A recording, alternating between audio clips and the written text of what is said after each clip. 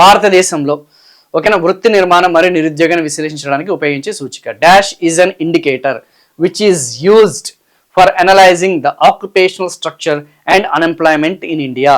So what is the indicator? సూచిక అనేది ఏంది?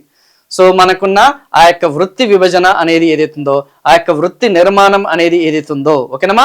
సో వృత్తి నిర్మాణం అంటే తెలుసు కదా, వ్యవసాయ రంగానికి సంబంధించిందా, పారిశ్రామిక రంగానికి సంబంధించిందా, ఆర్గనైజ్డ్ సెక్టారా, అన్ఆర్గనైజ్డ్ సెక్టారా, వ్యవస్థీకృత రంగమా, అవ్యవస్థీకృత రంగమా, సో ఒక డైలీ లేబరా, శాలరీడా, ప్రొఫెషనలా, ఓన్ ఎంప్లాయా, సెల్ఫ్ ఎంప్లాయా, సో ఫార్మరా, సో ఇలాంటి ఫ్యామిలీకి సంబంధించిన బిజినెస్ ఏమైనా ఉందా, దీన్నే మనం వృత్తుల వారి విభజన అని చెప్పేసి అంటాం.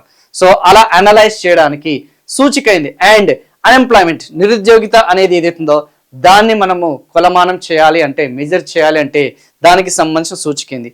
సో ఫస్ట్ ఆప్షన్ వచ్చేసి మనకి సెక్స్ రేషియో, దీన్నే తెలుగులో వచ్చేసి మనకి లింగ నిష్పత్తి అని చెప్పేసి అంటాం. ఏం నిష్పత్తి? ఆ యొక్క లింగ నిష్పత్తి అని చెప్పేసి అంటాం. తర్వాత వచ్చేసి లేబర్ ఫోర్స్ పార్టిసిపేషన్ రేట్ అని చెప్పేసి అంటాం. ఆ యొక్క శ్రామిక వర్గం అనే వాళ్ళు ఎంతమంది కలిగి ఉన్నారు, ఏ వర్గమో ఆ యొక్క శ్రామిక వర్గానికి సంబంధించిన వాళ్ళు. మూడోది వచ్చేసి లిటరసీ రేట్స్, అక్షరాస్యత అని చెప్పేసి అంటాం. లిటరసీ రేట్ అంటే ఏంది? అక్షరాస్యత అని చెప్పేసి అంటాం. అండ్ నాలుగోది వచ్చేసి తలసరి ఆదాయం అని చెప్పేసి అంటాం. ఏం ఆదాయమో? ఆ యొక్క తలసరి ఆదాయం. Please try to answer it.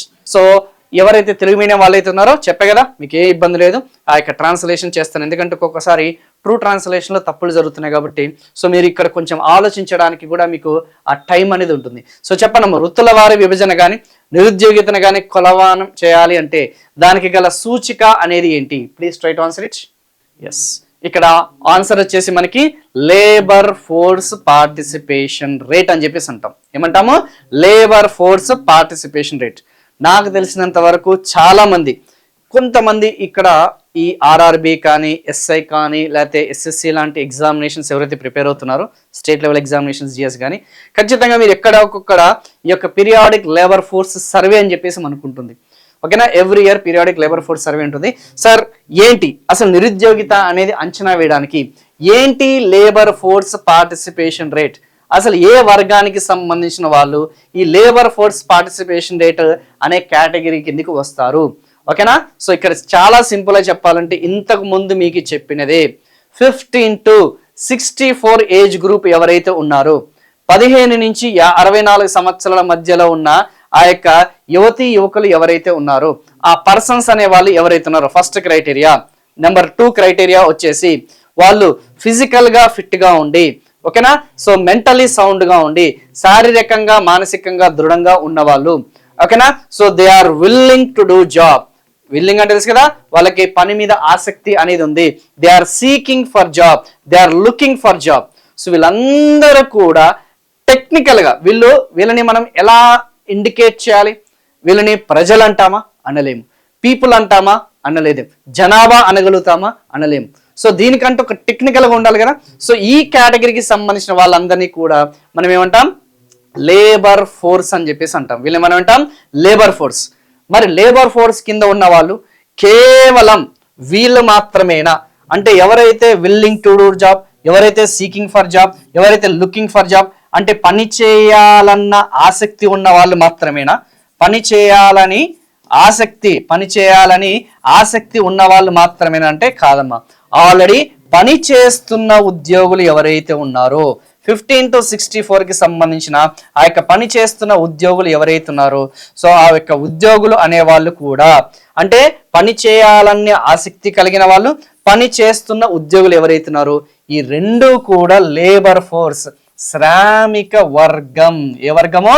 శ్రామిక వర్గం అనే కేటగిరీ కిందికి రావడం జరుగుతుంది. Very very very very important. So ఒకవేళ ఫ్యూచర్లో టెక్నికల్గా తెలుసుకుందాం, ఇది కాన్సెప్చువల్ కదా. సో ఒకవేళ ఫ్యూచర్లో మీరు లేబర్ ఫోర్స్ అంటే ఎవరని అడిగితే సింపుల్గా చెప్పాలంటే అన్ఎంప్లాయీస్, అంతే కదా. నిరుద్యోగులు ఎవరైతే ఉన్నారో, నిరుద్యోగులు ప్లస్ ఎంప్లాయీస్. ఎవరు సార్ నిరుద్యోగులు, ఎవరు సార్ ఉద్యోగులు అంటే, ఏదైతే ఇప్పటి వరకు నేను ఇచ్చిన క్లాసిఫికేషన్ అనేది ఏదైతుందో, సో పని చేయాలన్న ఆసక్తి, పని చేయాలన్న కోరిక, వీళ్ళందరూ కూడా చూసుకుంటే ఆబ్వియస్లీ వీళ్ళందరూ కూడా నిరుద్యోగులు అనే కేటగిరీ కిందకి వస్తారా లేదా? ఎందుకంటే వీళ్ళకి జాబ్ లేదు, పని చేయాలని ఆసక్తి ఉంది, కోరిక ఉంది. They are looking for job, they are seeking for job, but they doesn't have any job opportunities. Job opportunities ఉన్నాయా? ఆ యొక్క జాబ్ ఆపర్చునిటీస్ అనేవి లేవు. సో ఆబ్వియస్లీ జాబ్ ఆపర్చునిటీస్ లేవు అంటే ఆటోమేటిక్గా వాళ్ళు ఏ కేటగిరీ కిందకి వస్తారు, నిరుద్యోగులు అనే కేటగిరీ కిందకి వస్తారు.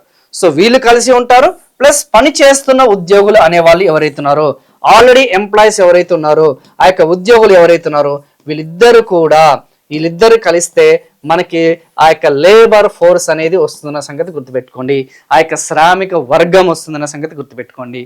Very simple, very easy.